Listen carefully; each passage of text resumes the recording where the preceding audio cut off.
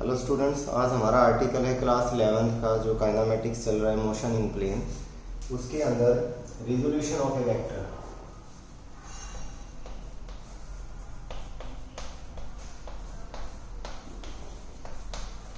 ये बड़ा important article है। रिजोल्यूशन ऑफ ए वेक्टर का मतलब है कि एक वेक्टर है हमारे पास, जैसे कोई 2D मोशन है, ठीक है। जैसे मैं आपको बोलता हूँ ये हमारा x कोऑर्डिनेट है, ये y कोऑर्डिनेट है और एक हमारे पास ये एक वेक्टर a है, ठीक है। ये वेक्टर a है तो इसका कुछ मैग्नीट्यूड होगा, दैट इज a मान लो आप। तो ये आपको पता है कि इसका x कोऑर्डिनेट भी बदल रहा है और y कोऑर्डिनेट भी बदल रहा है। तो मैं आपसे बोलूं कि जब ये इस पर्टिकुलर पोजीशन पर था तो इसका x कोऑर्डिनेट बताइए और इसका y कोऑर्डिनेट बताइए, ठीक है। तो देखो मैंने देखा कि इसने एंगल बनाया थीटा, तो इसका ये जो x कोऑर्डिनेट है आपको करना क्या है, जैसे आपने यहाँ से एक परपेंडिकुलर ड्रॉ कर दिया, ठीक है। तो हमें इसका जो x कोऑर्डिनेट है उसको मान लो आप ax, मतलब इसका आपको पता है कि x का मैग्नीट्यूड भी बदलेगा, y का मैग्नीट्यूड भी बदलेगा। तो x का जो मैग्नीट्यूड है उसको आपने ax मान लिया, ठीक है। और ये होता है ax is equal to a cos theta. कैसे निकालेंगे, तो आपको गिवन क्या है, a गिवन है, निकालना क्या है ax।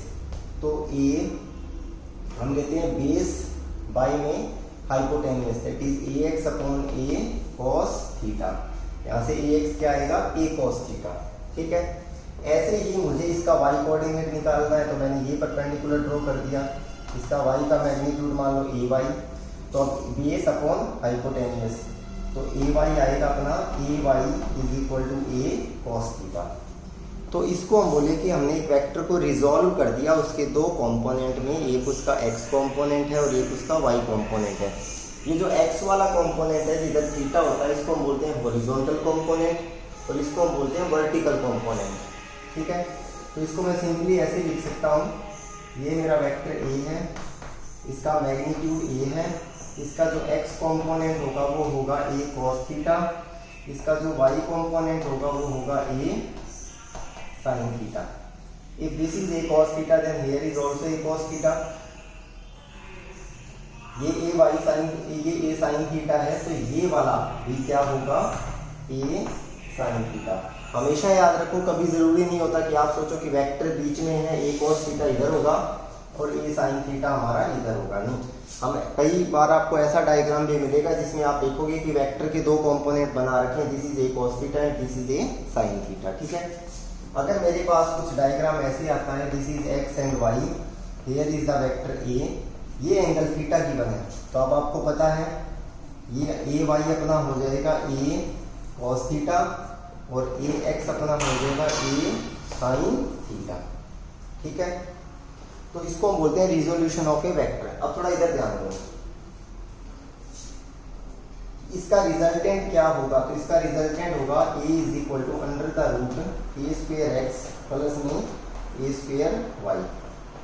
a स्क्वायर x क्या है, a square cos square theta plus a square sin square theta, और इसका रिजल्टेंट r मान लो आप। अब r equal to a root से बाहर आएगा, a स्क्वायर जब रूट से बाहर आएगा तो ये आएगा sin square theta plus cos square theta 1 होता है, और 1 का रूट कितना होता है, 1। तो हमारा रिजल्टेंट किसके इक्वल आया, a के, और देखो ये हमारा a है ऑलरेडी। तो आपका ये बनना चाहिए, बात समझ गए। अब अगर मैं इसको वेक्टर फॉर्म में लिखता हूँ तो देखो this is a cos theta is the magnitude, but अगर मैं इसको वेक्टर में लिखता हूँ कि ये x की तरफ गया और कितना चला, तो वेक्टर फॉर्म में आप इसको लिखोगे a x i कैप और इधर कितना चला, a y j कैप। तो now vector a equal to a x i cap plus a y j cap, this is the vector form, ठीक है। तो इसको हम बोलते हैं रिजोल्यूशन ऑफ ए वेक्टर। अगर हमारा डायग्राम 3D है, अगर हमारा डायग्राम 3D है तो z वाला क्या आएगा, a z k कैप। तो vector a is equal to a x i cap plus a y j cap plus a z k cap, ठीक है। अब देखो आगे,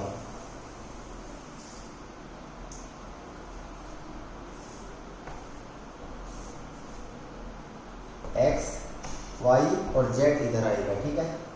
ये मेरा वेक्टर a है, आपको पता है इसका जो इधर वाला है उसको आप लिखोगे ए x I cap in the vector form, इसको आप लिखोगे ए Y J cap in the vector form, और ये जो जेड वाला है इसको आप लिखोगे ए जेड के कैप। तो we know that in vector form vector A equal to A x I cap A Y J cap A Z के कैप, वेक्टर फॉर्म हो गई। Now what is the magnitude, तो मैग्नीट्यूड आएगा under the root a square x plus a square y plus a square z. यहाँ तक confirm है, ठीक है। अब देखो, अब हम बात करेंगे इसके डायरेक्शन कोसाइन क्या होते हैं, what is the direction cosine. जैसे मैंने देखा एक्स वाला इसके साथ एंगल बना रहा है अल्फा, ए वाई इसके साथ एंगल बना रहा है बीटा, ए जेड इसके साथ एंगल बना रहा है गामा, ठीक है ऐसा।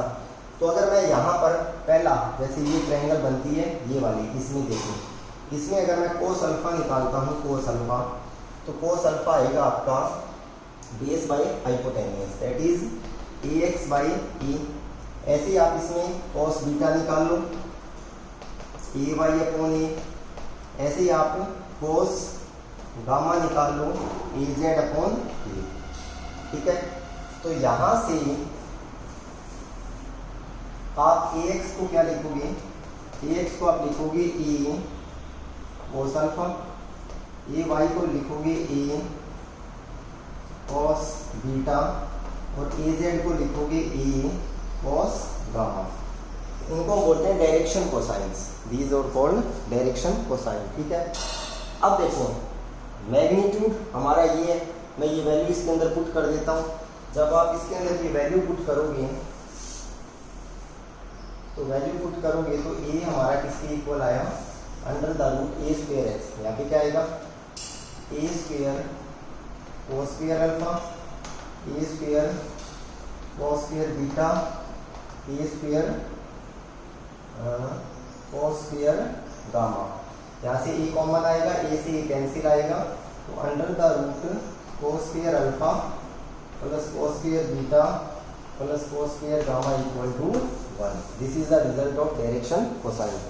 देखो एक हमने कॉम्पोनेंट किया था, तो कॉम्पोनेंट हमारा आया था a cos theta and a sin theta. But अगर मैं डायरेक्शन कोसाइन में बात करूं तो मैंने देखा इसका एक्स कॉम्पोनेंट ए के साथ एंगल बना रहा है अल्फा, वाई कॉम्पोनेंट ए के साथ एंगल बना रहा है बीटा, और जेड कॉम्पोनेंट ए के साथ एंगल बना रहा है गामा। तो फिर मैंने वेक्टर फॉर्म में ऐसा लिखा। अब मुझे मैग्नीट्यूड चाहिए तो मुझे ए एक्स चाहिए, तो ए एक्स को मैंने क्या लिखा ए कोस अल्फा, ए वाई को ए कोस बीटा और ए जेड को ए कोस गामा। इसको हम बोलते हैं रिजोल्यूशन ऑफ ए वेक्टर। अब इस रिजोल्यूशन ऑफ ए वेक्टर का यूज कहाँ है, देखो इस रिजोल्यूशन ऑफ ए वेक्टर का यूज ये है, ये यहाँ पे एक बुक पड़ी है टेबल के ऊपर, दिस इज ए टेबल, ठीक है।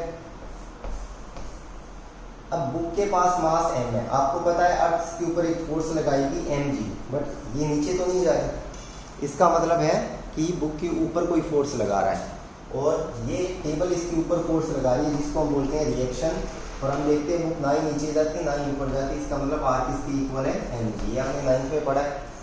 Always remember that action reaction is always equal and opposite in direction, but force due to gravity is not mean that force due to gravity is always opposite to the reaction। कैसे देखो यहाँ पर अगर मैं action की बात करूँ तो इस मास के ऊपर एक्शन नीचे है और ग्रेविटी का फोर्स भी कहाँ लग रहा है नीचे। अब अगर आपकी बॉल है, ऐसे कोई दीवार है और इस दीवार के ऊपर आपने बुक रख रखी है ऐसे, मतलब ये दीवार और आपने बुक को ऐसे लगा रखा है, तो आप एक्शन कहाँ कर रहे हो इधर, रिएक्शन कहाँ होगा इधर, बट mg कहाँ लगेगा नीचे। बात समझ गए। Action and reaction always act on the two different body. जैसे एक्शन हम कर रहे हैं वॉल पे, तो वॉल जो रिएक्शन है वो किस पे कर रही है, बुक पे कर रही है, ठीक है। अब हम बात करते हैं एक दूसरा केस लेते हैं। जैसे मैंने आपको बोला ये एक इंक्लाइन प्लेन है ऐसे, this is called incline plane situated at an angle theta. यहाँ पर एक बुक है, ये यहाँ पे मास पड़ा है, आपको पता है कि gravity always act toward the centre of the earth, तो इसके ऊपर जो mg का फोर्स लगेगा वो लगेगा नीचे। ठीक है। ये बुक इंक्लाइन प्लेन को ऐसे दबा दिया तो एक्शन ऐसे हो रहा है, तो इसके ऊपर रिएक्शन इधर आएगा, तो इसके ऊपर जो रिएक्शन है ये आएगा ऐसे, दिस इज कॉल्ड रिएक्शन, ठीक है। अब मैंने क्या किया, इसी लाइन को आगे ड्रॉ कर दिया ऐसे।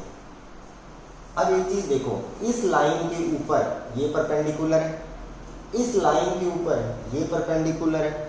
अगर दो लाइनों में एंगल थीटा है तो दो परपेंडिकुलर में भी एंगल कितना होगा, थीटा होगा। तो this angle is theta. mg के कंपोनेंट कर दो, mg का ये वाला कंपोनेंट आएगा mg cos थीटा, जो भी आप करके आए थे, और mg का इधर एक कंपोनेंट आएगा जिसको आप लिखोगे mg sin थीटा। जब आप अब mg को भूल जाओ, मतलब mg का जो इधर प्रभाव है वो है mg sin थीटा, mg का इधर जो प्रभाव है वो है mg cos थीटा। जब आप mg sin थीटा और mg cos थीटा को स्क्वायर करके ऐड करके उसका रिजल्टेंट निकालोगे तो क्या मिलेगा, mg मिलेगा। अब यहाँ बुक ना इधर जा रही ना इधर आ रही, इसका मतलब r किसके इक्वल हो गया, mg cos थीटा। बुक नीचे किसकी वजह से आएगी, mg sin थीटा। तो बुक के अंदर जो मोशन होगा वो होगा mg sin थीटा की वजह से बुक कहाँ आएगी, नीचे आएगी। बात समझ गए। तो ये हमारा कंपोनेंट का मीनिंग होता है कि कंपोनेंट से न्यूमेरिकल करने इजी हो जाते हैं।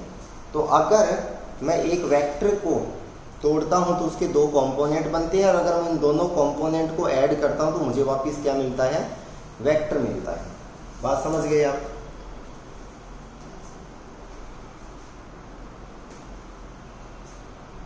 नाउ देखो, एक ये हमारी बॉल है और बॉल पे एक रस्सी है, और रस्सी पे मैंने एक मास लगा रखा है m। आपको पता है इधर एक फोर्स लगेगा mg, ठीक है। इस फोर्स की वजह से बुक नीचे आ रही है क्या, तो आंसर है इस फोर्स की वजह से बुक नीचे नहीं आ रही। इसका मतलब बुक के ऊपर कोई फोर्स लगा रहा है। तो यहाँ जो बुक के ऊपर फोर्स लगेगा, जैसे वहाँ रिएक्शन लग रहा था, यहाँ जो फोर्स लगेगा उसको बोलेंगे tension. Tension is a reactionary force. Rocks, रस्सी के अंदर जो फोर्स होता है वो टेंशन का फोर्स होता है, ठीक है। और जो ये रिएक्शनरी फोर्स है, ये जो टेंशन का फोर्स है, ये पेयर में एग्जिस्ट करता है। जैसे यहाँ टेंशन ऊपर है इस ऑब्जेक्ट के, जैसे हमने अम्ब्रेला खोल दिया, ठीक है। यहाँ पर जो टेंशन का फोर्स है वो नीचे होगा। तो ये फोर्स आपको बनाना आना चाहिए, ठीक है। यहाँ पर एक टेंशन का फोर्स ऊपर है, यहाँ पर एक टेंशन का फोर्स नीचे है, ठीक है। अब हमारा, जैसे आपको बोला किसी ने कि ये एक दीवार है, छत है, यहाँ पे एक रस्सी है और यहाँ पर एक रस्सी है, ठीक है। ये कोई एंगल मान लो 30 डिग्री और ये एक एंगल मान लो 60 डिग्री। यहाँ पर एक आदमी लटका हुआ है ऐसे, मतलब उसके हाथ, उसने पकड़ रखी है रस्सी को, ठीक है। इधर जो टेंशन है वो है T1 और इधर जो टेंशन है वो है T2। आपसे बोला गया find out T1 and T2, ये टेंशन हमें निकालना है, ठीक है। अच्छा, ये आदमी का कुछ मास है, ग्रेविटी नीचे लग रही है, तो ये जो mg नीचे लग रहा है ये आपको गिवन है 50 न्यूटन या 100 न्यूटन, ठीक है। अब इसको हम कंपोनेंट की हेल्प से सॉल्व करेंगे। कैसे करेंगे, देखो, ये आपने यहाँ बना लिया, ये ऐसे और ये ऐसे कुछ है, और यहाँ ये पर्सन के हाथ हो गए, ठीक है। अब देखो,